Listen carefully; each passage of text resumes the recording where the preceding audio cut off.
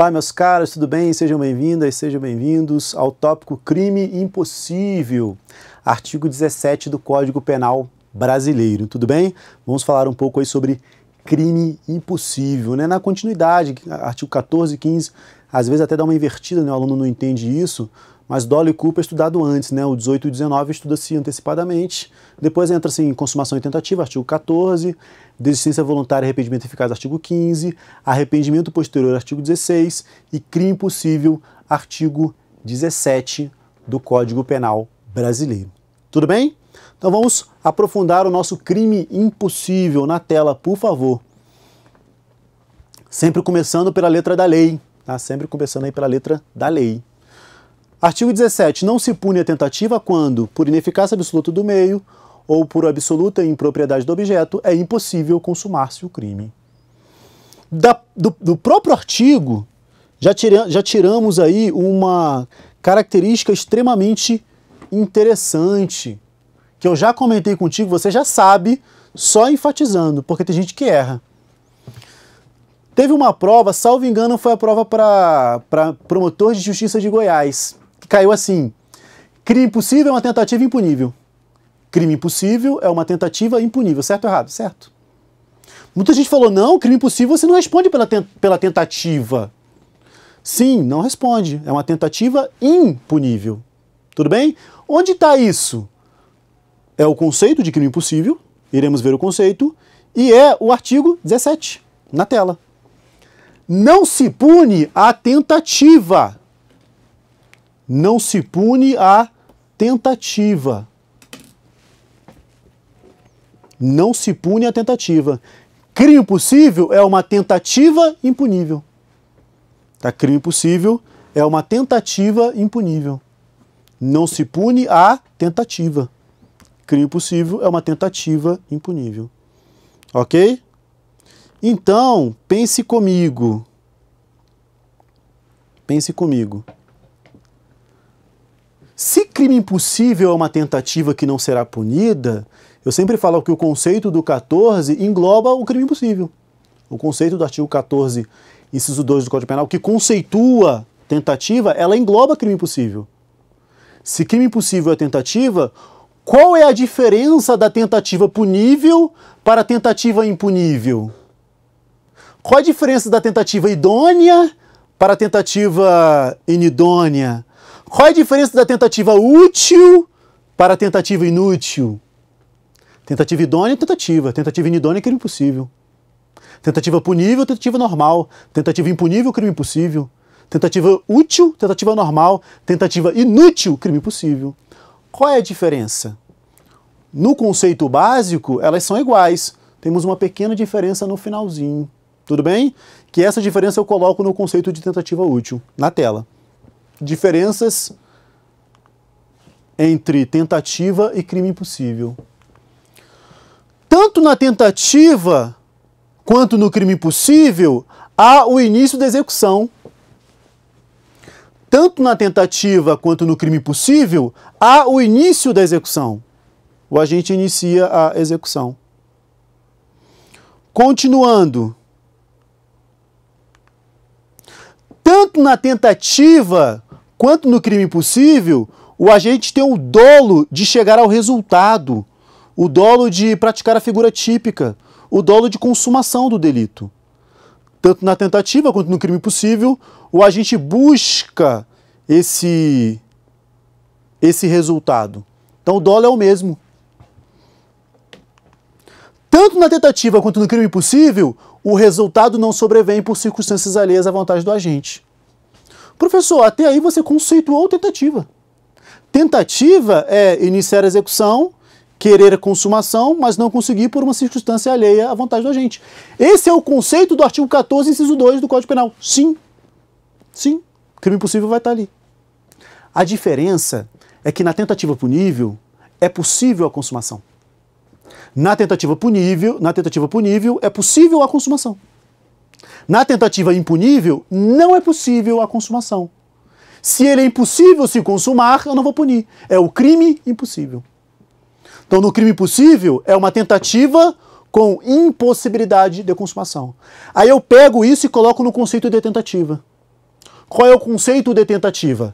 Tentativa é quando o agente inicia a execução do delito, mas não consegue a consumação por uma circunstância alheia à sua vontade. Quando essa consumação é possível. Quando essa consumação é possível. Porque se a consumação não for possível, eu trato como crime impossível, tentativa impunível. Tudo bem? Tentativa inidônea. E olha que automaticamente você vai aprendendo. Tentativa inidônea, tentativa inútil, tentativa impossível, tentativa impunível. Automaticamente termos, eles vão adentrando a sua essência, ao seu cérebro, e você vai aprendendo de forma automática. Tudo bem? Qual é a natureza jurídica do crime impossível? Qual é a natureza jurídica? Pense comigo. O crime impossível, o agente ele inicia a execução, mas não responde. Aquele crime ali não vai responder. Por aquele crime, ele não responde. Apesar de iniciar a execução. Porque é impossível a consumação. É causa de atipicidade da conduta. Ok? Na tela. Natureza jurídica do crime impossível é causa de atipicidade da conduta. Se você assistiu à aula de casos de ausência de conduta, eu trouxe lá, fiz uma lista para você de causas excludentes de tipicidade, causas de atipicidade, né, causas excludentes de tipicidade. Aí eu trouxe para você, no momento adequado lá, eu falava das causas de ausência de conduta. Hipnose, sonambulismo, coação física irresistível, são casos que trazem a atipicidade. Princípio da insignificância também causa atipicidade. Desistência voluntária e arrependimento eficaz é causa de atipicidade. Crime impossível é causa de atipicidade. Erro de tipo inevitável também é causa de atipicidade. Então, rol completo para você. Tá? Rol completo. Casos de ausência de conduta, hipnose, sonambulismo, atos reflexos, ausência de conduta, coação física irresistível, princípio da insignificância, pode colocar também o princípio da adequação social, também é causa de atipicidade da conduta, erro de tipo inevitável, desistência voluntária, arrependimento eficaz e crime impossível. E olha que eu vou te ensinar um negócio agora que muito pouca gente sabe. Muito pouca gente sabe. Eu acho extremamente importante você saber. Quando eu falo que o crime impossível, melhor dizendo, é uma causa de atipicidade, da mesma forma, igualzinho, a desistência voluntária e arrependimento eficaz, a atipicidade é daquele plano do autor. Do mesmo jeito, a atipicidade ela é direcionada ao plano do autor. Porque ele entrou nos atos executórios, e o nosso conceito de atos executórios é a teoria objetivo individual, é conforme o plano do autor. Então é fato atípico para o plano do autor. No crime impossível, o agente responde Câmara da Verdade, porque isso aqui é um ponto excepcional, então um ponto diferenciado. Então aqui na Câmara da Verdade, pode vir comigo, Câmara da Verdade. Em caso de crime impossível, anote, em caso de crime impossível, o agente responde pelos atos já praticados. Em caso de crime impossível, o agente responde pelos atos já praticados. Se crime for, às vezes não tem um crime, às vezes os atos já praticados não são crime, mas se for um crime, ele responde pelos atos já praticados. Professor, me dê um exemplo. O agente entra na residência da pessoa para matá-la. Vai lá na cama dela, mora lá ela, a esposa, no dia ela está sozinha em casa, vai lá e atira. Ela já estava morta por causa de um fato, uma causa absolutamente independente e pré-existente. Ela já estava morta por causa de um infarto que ela teve e ela não estava dormindo, na verdade ela estava morta. Então tem aqui um crime impossível para esse homicídio. O plano do autor é matar, crime impossível. Mas, responde por atos já praticados. Violação de domicílio, né? Violação de domicílio é possível responder. Porte ilegal de armas, atos já praticados, existe responsabilização também no crime impossível. Isso está anotado no artigo 17? Não está. Tudo bem? Na tela. O artigo 17 não traz isso. O artigo 17 não traz que o agente responderá já por atos já praticados. Ele não fala isso. Isso que é interessante. O 17 não fala. Não se pune a tentativa quando, por ineficácia absoluta do meio ou por absoluta impropriedade do objeto, é impossível consumar-se o crime. Ok?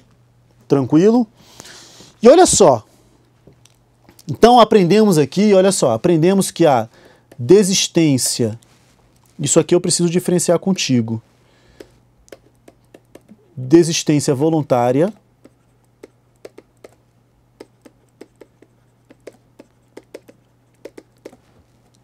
arrependimento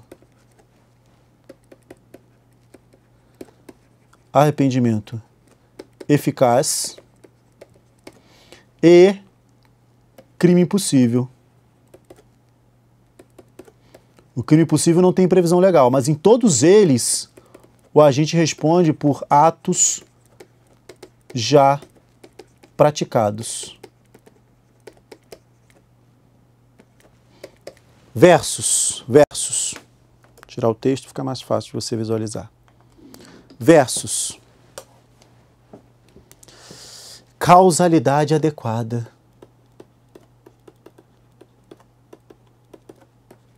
Olha só que isso aqui é a mosca. Não é a mosca que pousou na sua sopa, não. É a mosca que pousou no cocô do cavalo do bandido. Isso é um termo antigo, né? Isso aí é quando você fala que o negócio é inútil. Na verdade, eu quero dizer o seguinte. Isso aqui é um detalhe tão pequeno, tão minucioso, tão pequeno, que muito pouca gente percebe. É um detalhe tão minucioso, mas tão pequenininho. Ele não é inútil. A mosca que pousou no cocô... falar que a pessoa é inútil, né? Eu quero dizer que é pequeno. Falar que a pessoa é pequena, você fala, não, você é a mosca que pousou no cocô do cavalo do bandido. Aqui não, estou dizendo, é um detalhe tão pequeno, mas tão pequeno, que muito pouca gente percebe. Tudo bem? Na tela. Na causalidade adequada, artigo 13, parágrafo 1º do Código Penal, lá também diz que o agente responde por atos já praticados. Da mesma forma, o artigo 13 fala, olha, o agente responde por atos já praticados. Professor, então os institutos são iguais? Não, não são.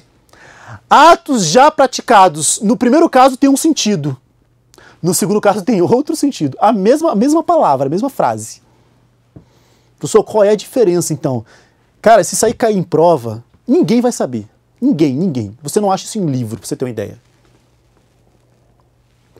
Você pode procurar em livro que você não vai achar. Você pode procurar na internet, você não vai achar. Não vai achar. Os dois dizem atos já praticados. Tá duvidando? Tá duvidando? Pode olhar no Código Penal. Artigo 13, parágrafo 1º, atos já praticados. Pode olhar no Código Penal. Artigo 16, artigo 15, melhor dizendo, atos já praticados. Nos dois fala atos já praticados. Pode olhar. Pesquisa na internet. Só se você achar aí um artigo bem específico sobre isso. Aí vai diferenciar. Vou diferenciar aqui para você. Desistência voluntária, arrependimento eficaz e crime impossível, ok. Não está escrito no crime impossível, no 17, mas saiba, ele responde por atos já praticados. Da mesma forma que desistência voluntária e arrependimento eficaz. Mesma forma. Qual é a diferença da causalidade adequada lá do 13, parágrafo 1º? Causalidade adequada, ela é aplicada nos casos de causas supervenientes relativamente dependentes que por si só produziram resultado. Então eu tenho uma causa superveniente relativamente dependente que por si só produziu resultado. Professor, exemplo de prova, sempre os mesmos exemplos, tudo bem? Eu pratiquei uma conduta contra o agente, depois eu falo que conduta é essa para a gente poder trabalhar, porque o ponto é aí. Eu pratiquei uma conduta contra o agente. Por exemplo, eu atirei nele querendo matá-lo. Tudo bem? Ele entrou na ambulância, a ambulância foi para o hospital. No meio do caminho, ela sofreu um acidente e o cara morreu. O acidente na ambulância é uma causa superveniente, relativamente dependente à conduta do agente. Que por si só produziu o resultado. Provocou não, porque a minha também provocou. Que por si só produziu o resultado. A morte veio sozinha lá da explosão. Mas ele estava... Da explosão não, do acidente. Mas ele estava lá por causa de mim. Logo eu tenho uma causa superveniente, relativamente dependente, que por si só produziu o resultado. Eu respondo por esse resultado da morte? Não. O artigo 13, parágrafo 1º, que fala da causalidade adequada, diz que eu respondo pelos atos já praticados. Diz que eu respondo pelos atos já praticados. Professor, e se essa causa superveniente relativamente dependente, quando que existem casos que ela produz resultado, mas não por si só, depende da minha conduta. Por exemplo, eu atiro na pessoa, ela é levada ao hospital, lá no hospital ela sofre uma broncopneumonia, uma infecção, uma demora no atendimento. Nesses casos, eu respondo pelo resultado morte. O resultado morte é meu. O resultado morte é meu sim, nesses casos. Tudo bem? Por que ele é meu nesses casos? Porque a produção do resultado não foi sozinha, não foi por si só. Dependeu da minha conduta. Já ensinei isso para você. Já ensinei 13 para primeiro de forma minuciosa. Aulas de nexo de causalidade. Tá? Aulas de nexo de causalidade. Quando é que o resultado é meu, quando é que o resultado não é meu. Então, nas causas supervenientes relativamente dependentes, que por si só produziu o resultado não é meu. Eu respondo pelos atos já praticados. Professor, nesse seu caso aí, a gente vai responder pelo quê? Tentativa. O ato já praticado foi tentar matar. Então, o ato já praticado da causalidade adequada não exclui a tentativa. O ato já praticado da causalidade adequada não exclui a tentativa. O ato já praticado da desistência voluntária, arrependimento eficaz e crime impossível exclui a tentativa. Não se responsabiliza para a tentativa. Tudo bem? É diferente? É diferente. O ato já praticado da causalidade adequada, artigo 13, parágrafo 1º, exclui o crime tentado. Melhor dizendo, o 13, parágrafo 1º, não exclui o crime tentado. Não exclui. Melhor dizendo, não exclui o crime tentado. O agente responde por aquele ato já praticado, tentativa do crime. Responde pela tentativa. Caso seja uma tentativa, porque às vezes é uma lesão. Às vezes ele só quis lesionar. Ele quis lesionar, o cara entrou no hospital e morreu a caminho. Opa, ele responde só pela lesão. A lesão foi o ato já praticado. Ou o crime tentado, ou lesão, depende do ato que já foi praticado. Tudo bem? São diferentes? São diferentes. Perfeito? Na tela. Isso daí, ó, é o cocô do cavalo do... É aquele detalhe que pouca pessoa, pouquíssimo saberão, tá? Pouquíssimo saberão. Perfeito? Vamos adiante, então. Diferenciamos aqui tentativa de crime impossível. A diferença é que no crime impossível é possível a consumação, na tentativa, a tentativa idônea, né, não é possível a consumação. Ok? Prosseguindo. Sinônimos de crime impossível. Quase crime, não confunda com crime falho. Crime falho é tentativa. Tentativa idônea, né, tentativa perfeita. Quase crime é crime impossível. Tentativa inidônea é crime impossível. Tentativa idônea que é tentativa de verdade. Crime oco, tentativa inadequada, tentativa inútil. São sinônimos de crime impossível, tá? Vamos dar uma passada nas teorias do crime impossível, né? Teorias de responsabilização do crime impossível. E a primeira teoria é a teoria subjetiva. Para a teoria subjetiva, eu costumo dizer que essa teoria subjetiva ela é aplicada no direito conjugal, de cônjuges, direito matrimonial, que eu olho a intenção. Olhei a intenção já penaliza. Para a teoria subjetiva, no crime impossível, o agente quer praticar, pronto, responsabiliza. Na tentativa, o agente quer praticar, pronto, responsabiliza. No crime consumado, ele quer praticar, pronto, responsabiliza. Então, na teoria subjetiva, não tem diferença crime impossível, tentativa, crime consumado. É a mesma coisa. Na teoria subjetiva, o que vale é a intenção do agente. Vou punir da mesma forma. Teoria não adotada em regra, né? Teoria não adotada. Continuando. No crime impossível não se adota a teoria subjetiva.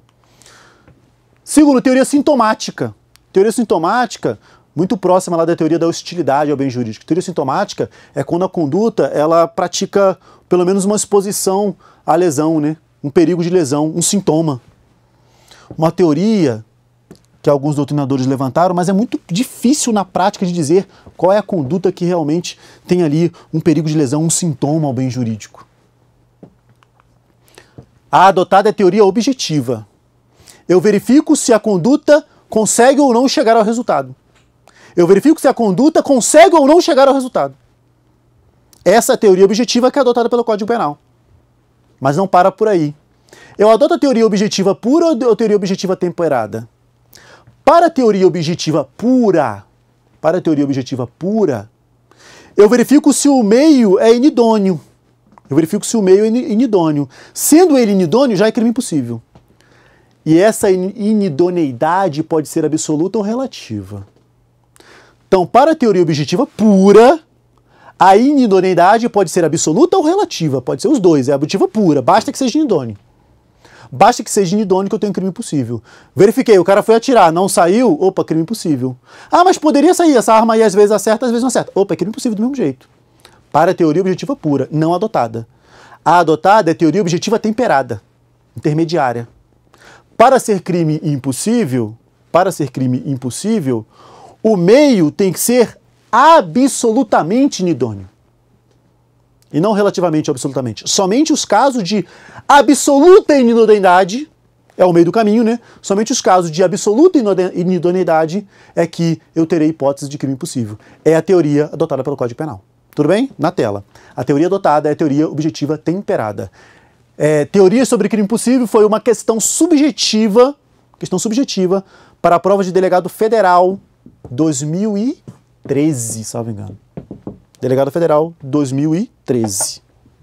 Perguntaram, teorias sobre crime impossível. Salvo engano. Vamos adiante. O artigo 17, ele traz, vou voltar aqui no 17, ele traz duas possibilidades de crime impossível. Tá aí. Não se pune a tentativa quando? Ineficácia absoluta do meio. Ou absoluta impropriedade do objeto. Ineficácia absoluta do meio ou absoluta impropriedade do objeto. Quando ele fala em ineficácia absoluta do meio, o que ele está querendo dizer? Que é a ineficácia absoluta do meio de execução do delito. O meio de execução é ineficaz. A forma com que eu vou executar o delito não dá. Não dá para praticar o crime daquela forma. Utilizar a arma sem munição é ineficácia absoluta do meio de execução. Matar envenenado com açúcar é ineficácia absoluta do meio de execução. Tudo bem? Tranquilo? Na tela, vamos adiante. Então, ineficácia absoluta do meio. Eu estou falando do meio de execução do delito. Tá? Esse meio aí é o meio de execução. Exemplo 1, matar a vítima envenenada com açúcar. O meio de execução é ineficaz. Professor, mas a vítima é diabética e se eu der uma dose de açúcar alta para ela, ela pode morrer. Opa, o meio não é mais ineficaz, agora é eficaz. Então depende aqui do caso concreto. Matar a vítima envenenada por açúcar, meio ineficaz? Em regra sim, mas pode ser que não seja. Tudo bem? Exemplo 2. Atirar na vítima com arma descarregada. O meio de execução é totalmente ineficaz, não dá para atirar com arma descarregada. Exemplo de prova. O filho pega a arma para matar o pai no meio de uma briga. Na hora que ele vai atirar, não sai nada, porque a mãe anteriormente tinha retirado as munições.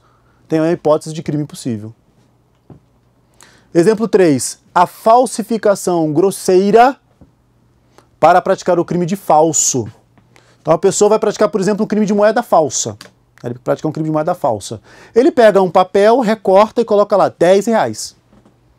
Essa falsificação altamente grosseira, ela é apta a enganar? Não.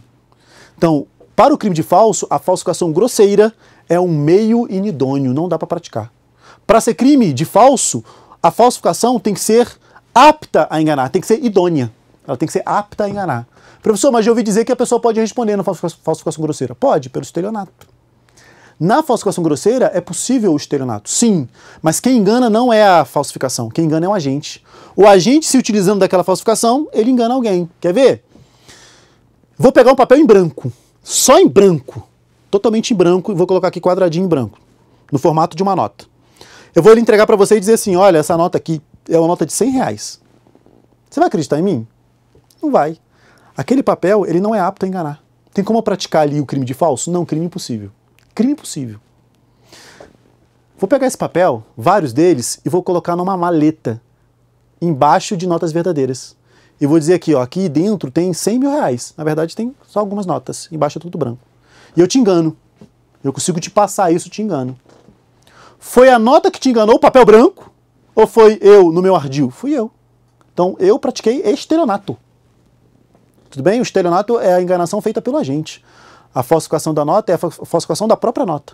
Logo, a falsificação grosseira, ela pode configurar estelionato, mas para o crime de falso, temos aí um crime impossível. Tudo bem? Tranquilo? Na tela. Coloquei aqui a súmula 5567 do STJ aqui, tá? STJ. Sistema de vigilância realizado por monitoramento eletrônico ou por existência de segurança no interior de estabelecimento comercial, por si só, lembre, não torna impossível a configuração do crime de furto. Então, não é um meio totalmente inidôneo, quando eu pratico o furto do mercado, ter ali um sistema de segurança. Por quê? Porque é possível, tá? É possível que tenhamos... É possível que eu consiga consumar o delito por aquele meio. Mesmo que naquele meio tenha segurança, tenha câmera, tem gente que consegue.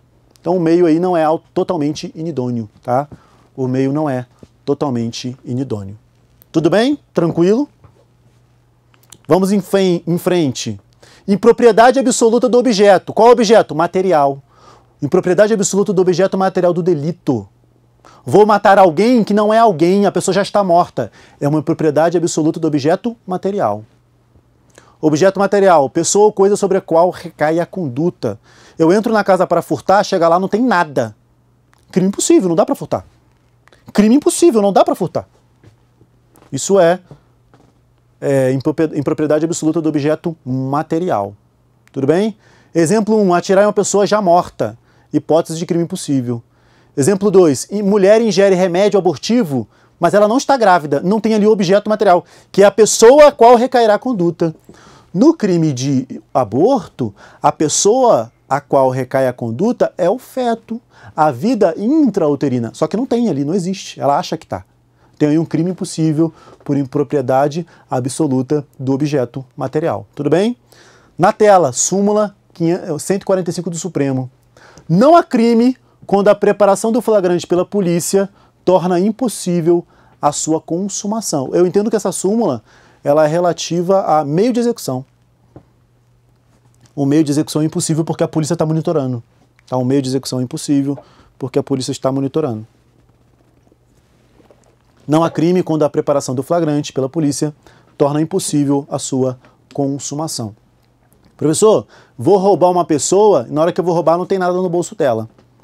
Fernando Capês diz que é hipótese de crime impossível, podendo a pessoa ter aqui uma desclassificação somente para o crime de ameaça, somente para o crime de constrangimento. Responde por atos já praticados. Responde por atos já praticados. O Supremo tem julgados antigos dizendo que isso é tentativa. O Supremo tem julgados antigos dizendo que isso não é crime impossível, que é tentativa de roubo. Tudo bem? Porque houve ali a ameaça mesmo não tendo o bem para ser subtraído. Na tela. Ok? Vamos adiante. Vamos fechar aqui crime impossível. Sinônimos, não de crime impossível, mas sinônimos aí dessa hipótese. Essa hipótese que a preparação do flagrante torna impossível o crime, que é um exemplo de crime impossível, né? Crime de ensaio, delito de laboratório ou delito putativo por obra do agente provocador, ou flagrante preparado, flagrante provocado. Tá? Flagrante preparado, flagrante provocado. Perfeito? Tranquilo. Vamos fechar com questões. Toda ação criminosa advinda, delegado de polícia, Mato Grosso do Sul 2017, o cargo que eu ocupei. Toda ação criminosa advinda de conduta dolosa é antecedida por uma ideação e resolução criminosa. A ideação aqui é a cogitação, né? O sujeito percorre um caminho que vai desde a concepção da ideia até a consumação. A esse caminho dá-se o nome de iter criminis, o qual é composto pela fase interna, eu te ensinei isso, ó, fase interna, cogitação, e fases externas ao agente, atos preparatórios, executórios e consumação. Excelente, ó. A própria questão ensina, né? A própria questão ensina. Diversas situações podem ocorrer durante o desenvolvimento das ações dirigidas ao fim do crime. Assinale a alternativa que expressa de forma correta uma dessas situações. Então pode ser tentativa, pode ser desistência voluntária, arrependimento eficaz, crime impossível, consumado. Letra A. Na tentativa, o sujeito dá início a atos executórios da conduta, os quais deixa voluntariamente de praticar em virtude de circunstância alheia à sua vontade. Ficou estranho, né? Recebendo como consequência a diminuição de pena final aplicada. Tentativa, o agente dá início de atos executórios, correto. Os quais deixa de praticar por circunstância alheia à sua vontade, correto. Mas esse deixa voluntariamente está errado, né? Na tentativa não é deixar voluntariamente. Deixar voluntariamente é desistência voluntária. É estranho que ele fala deixa voluntariamente em virtude de circunstâncias alheias. Se é voluntário, não é circunstância alheia, é sua vontade. A questão misturou aqui a desistência voluntária com a tentativa, né? Então, voluntariamente ele está errado. Letra B. O arrependimento posterior ocorre após o término dos atos executórios, porém antes da consumação. Errado. Arrependimento posterior é após a consumação. Nesse caso, o sujeito responderá pelo crime, mas sua pena será reduzida se reparar dos danos. Errado, né? Arrependimento posterior é após a consumação. É após consumação. Letra C. A desistência voluntária caracteriza a verdadeira ponte de ouro ao infrator. Correto, a nossa ponte de ouro. Desistência voluntária. Que impede a consumação do crime. Errado. Impede a consumação é arrependimento eficaz e não desistência voluntária. Impede a consumação do crime após o término dos atos executórios, isentando de qualquer responsabilidade pelos danos causados. Errado de novo, né? Ele responde pelos atos já praticados. Tá? Então, 2 erros. Impede é arrependimento eficaz. Isenta de qualquer responsabilidade? Não. Ele responde pelos atos já praticados. O crime impossível demanda o início dos atos executórios do crime pelo agente, eximindo de responsabilidade penal pelo crime almejado, respondendo, todavia, pelos atos anteriores que forem considerados ilícitos. Isso está correto. Tá vendo? Ele responde pelos atos já praticados, inclusive no crime possível. Inclusive no crime possível. Os atos preparatórios do crime não são punidos, mesmo que caracterize em si conduta tipificada. Errado. Ato preparatório é punível quando caracterizar uma conduta autônoma, chamados crimes obstáculos, em virtude da teoria finalista da ação que direciona a punição para a finalidade do crime e não para os meios de sua prática. Está errado. Ato preparatório é punido quando crime autônomo, crime obstáculo. Gabarito, letra D. Que questão linda, né? Que questão linda. Vem comigo aqui, pelo amor de Deus. Você vê uma questão dessa aqui, o coração até enche de alegria, né? Você fala, nossa, que linda questão. Uma questão que cobrou tudo aqui. Desistência voluntária, arrependimento eficaz, arrependimento posterior, crime impossível, tentativa. Cobrou aqui o crime autônomo, o crime obstáculo. Que linda questão. Questão dessa, o coração se enche de alegria. Eu fico muito feliz do meu cargo. Posso falar, né? Eu já ocupei meu cargo, cobrar uma questão tão bonita quanto essa. Tudo bem? Na tela, vamos fazer mais uma. Acho que temos mais uma questão. Não, acabou. Era só aquela questão. Questão tão linda que uma só já basta. Tudo bem? Com isso, terminamos crime impossível. Questões de prova aí para você fazer à vontade com os conceitos já trazidos. Você é capaz de acertar. Perfeito? Espero você, então, na próxima oportunidade. Tchau, tchau.